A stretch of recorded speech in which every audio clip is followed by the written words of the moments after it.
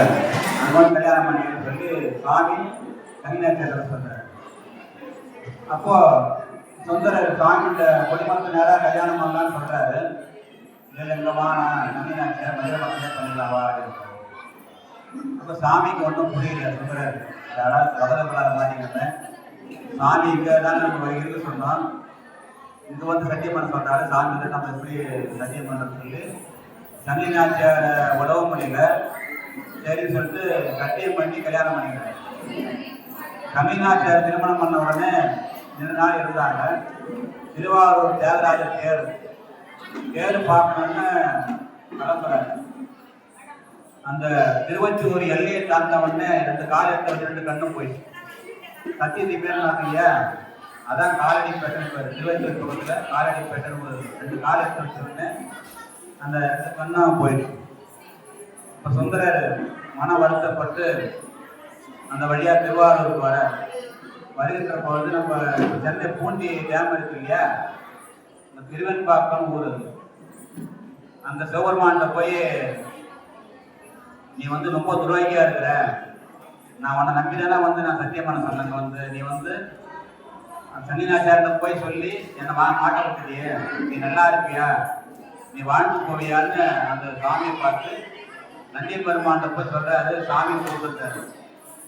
சாமி நந்தி பெருமான் சொல்லி அவர் இல்லைன்னு சொல்லி அனுப்பிடுறாரு. உள்ள இருந்தா இல்லைன்னு சொல்றியான்னு சொல்லி சுந்தர சுவாமி வந்து நீ வாழ்ந்து போவியான்னு 10 பாட்டு பாடுறாரு. சரி இந்த 3 கால் பூச்சி கண்ணு தெரியல, 3 கால் பூச்சி அனுப்பி போடுறாரு.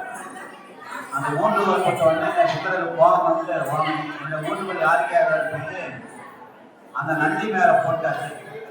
நந்தி ஒரு கொம்பு ஒட்டி போச்சு. அம்மா நந்தி மேல போட்டு நந்தி ஒட்டி போச்சு. 3 கால் யாரும் தூக்கி போட்டார். அப்புறம் அப்படியே காஞ்சிபுரம் வராது, நந்தி தரமாரி நந்தி தெரியாம காஞ்சிபுரம் வராது. காஞ்சிபுரத்தில் சரி போனா போன்னு சொல்லிட்டு ஒரு கண்ணை கொடுத்தாரு. ஒரு கண்ணால் போய் பார்த்து போட்டிருக்கோம். அது ஒரு கண்ணை கொடுத்தாரு. அந்த ஒரு பாறையால் ஆங்காரம் வந்து அமுதியான் ஆதியமது இறந்தான் பெரும்படியான சிந்திப்பார் சிந்தைகளான ஏறவார் வழி பெற்ற காலகால கம்மனிமான காண கண் அடியை பெற்றவாறு ஒரு கண்ணை கொடுத்தார். ஒரு கண்ணை கொடுத்த உடனே அப்படியே எல்லா ஊருக்கும் பதிவு பாடிகளே திருவாரூர் போயிட்டாரு. திருவாரூர்ல போய் சாமி திட்டுறாரு. அங்க ஒரு கண்ணை கொடுக்குற பாடல் வந்து அந்த அம்மாவுக்கு பறவைநாச்சியாருக்கு 2வது கல்யாணம் தெரிஞ்சு போச்சு சண்டை பிரச்சனை. அப்போ சுந்தரர் சொல்றாரு, அப்போ சிவபெருமானுக்கும் பார்வதிக்கும் பிரச்சனை. சுந்தரர் தான் தூது போனார். தூது போய் அவருடைய பிரச்சனையெல்லாம் 4 வாட்டி 5 வாட்டி தூது போயிட்டு பார்வதி தேவியர் வந்து நீயும் ஓய்கிறவனாக கிடையாது, சிவபெருமானம் ஓய்க்க கிடையாது, 2 பேரும் ஓய்கிற, நீயே வந்து 2 மனைவி வச்சிருக்க, அவனும் ஒரு 3 மனைவி வச்சிருக்கிற சிவபெருமான, 2 பேரும் கூட்டாளிகளை கூட்டு கலவானிங்க அப்படின்னு பார்வையை சேர்த்து அதுக்கப்புறம் சுந்தரர் நடந்து சமாதானம் பண்ணி சாமியை ஊடல் தீர்த்து விட்டார். அப்போ சாமி சுந்தரர் சாமி தியாகராஜன் சொல்றார், நான் வந்து உன்னுடைய சண்டை தீர்த்து வச்சேன் இல்லையா, என்னுடைய பிரச்சனையை தீர்த்து வைன்னு தியாகராஜர் அந்த பரவநாச்சியார் இல்லத்திற்கும் கோயிலுக்கும் 4-5 முறை போயிட்டு தூது போய் வர சுந்தரருக்காக தூது போய் அது பிரச்சனை தீர்த்து வச்சார். இன்றைக்கும் பரவநாச்சியார் இல்லம் இந்த திருவாரூர்ல இருக்கு. பார்த்தீங்கன்னா போகலாம். பொய் சொன்னதுனால சாமி தண்டனை கொடுத்தார். அப்போ பொய் சொல்லக்கூடாது. நம்ம ஒரு நாளைக்கு 1000 பொய் சொல்லணும். ஃபோன் பேசினே இருக்கிற இந்த சென்னையில் தான் இருக்கும், நான் கோயம்புத்தூர்ல இருக்கிறேன்னு சொல்லுவாங்க. ஃபோன் பேசக்கூடாது, தேவையில்லாமல் பொய் பேசணும். பொய் பேசக்கூடாது, என்னை உண்மைதான் பேசணும், உண்மை நிலைத்து இருக்கு. அதனால இந்த தினம் திருத்தேர் விழா. திருத்தேரில் முப்பராஜர்களை அழைப்பதற்காக சுவாமி அனுப்பிடையாக 4 சக்கரங்களும் 4 வேதங்களாகவும் போதகணங்களாகவும் அனைத்து தேவர்களும் ரிஷிகளும் அந்த 5 பேராகவும் பேரை உருவாக்கி சாமி ரதத்தில் புறப்படுறதுக்கு தயாராக இருக்கிறார். அப்போ விநாயகர் பெருமான்கிட்ட பிரார்த்தனை பண்ணிட்டு தான் நம்ம சொல்லணும். எந்த ஒரு காரியத்தையும் விநாயகர் பிரார்த்தனை இல்லாமல் எதுக்காக செய்யக்கூடாது. அவர் செய்தீங்கன்னா ஏதாவது ஒரு தடங்கள் இருக்கும். நீங்கள் அனுபவத்தில் பாருங்கள், விநாயகர் கும்பிடாம நீங்கள் எல்லாம் வெளியே போயிட்டு பாருங்கள், ஏதாவது ஒரு தடங்கள் இருக்கும்.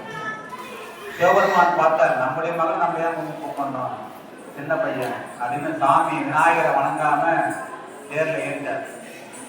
தேர் ஏறி கிளம்ப போகுது. விநாயகர் பார்த்தார், என்னையே மதிக்கிறது கிளம்புறீங்கன்னு சொல்லி தேர் அச்சு குறித்து இருந்தால் அச்சு இருபாகமாக தேர் அச்சு இருக்கு இல்லையா, ரெண்டாம் குறிச்சி தேர் தாண்டி விட்டது. அதான் அச்சு இருபாகம் பேர்.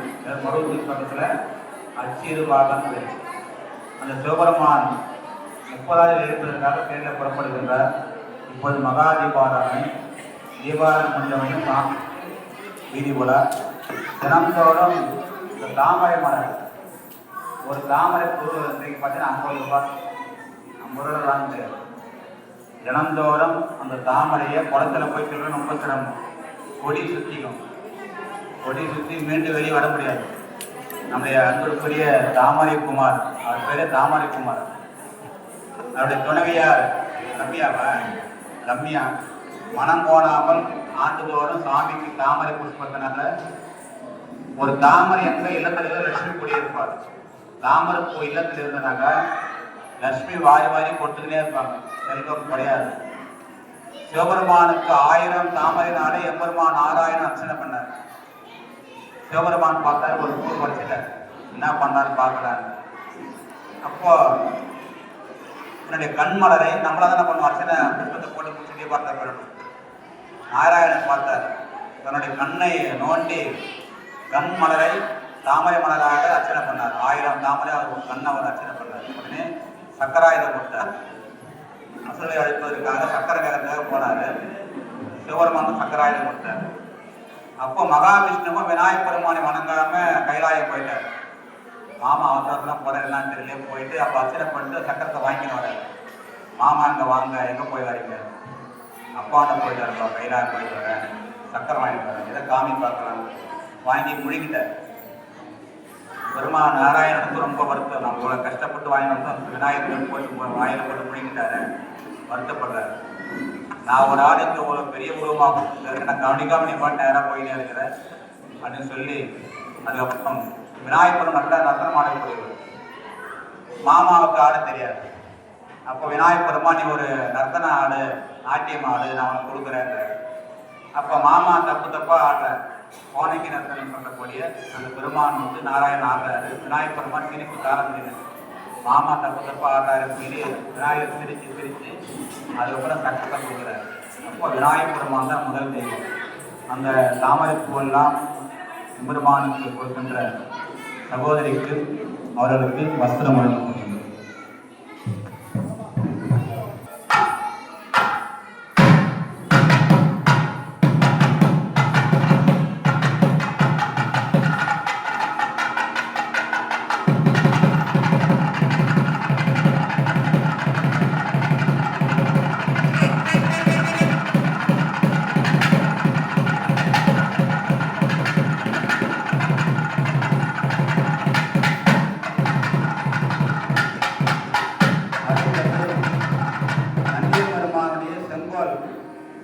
சிவபெருமான் வெளியே வராருன்னா செங்கோல் அவர் உத்தரவு கொடுக்காம சாமி வெளியே வர மாட்டார்.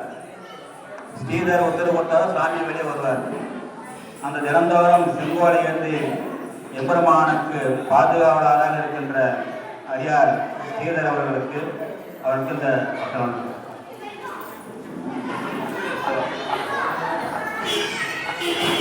அடுத்தது நாதஸ்வர கலைமணிகள். தினந்தோறும் நம்முடைய ஆலயத்தில் எம்பெருமான் திருப்பதிக்குள்ள சலிக்காமல் நாதஸ்வர மலையாளர்களும் நவலியம் சிறந்த முறையை வாசிக்கின்ற நாதஸ்வர கலைமணிகள் அவர்களுக்கும் இந்த வஸ்திரம் வழங்கப்படுகின்றது. நாதஸ்வர கலைமணி வருத்தூர் துரைராஜ் அவர்களுக்கும் எம்பெருமானுடைய அனுக்கிரகத்தோடு சகலவிதமான செல்வமிக்க யோகமிக்க பெருவாழ் வாழ வேண்டி அவர்களுக்கு வஸ்திரம் வழங்கப்படுகிறது.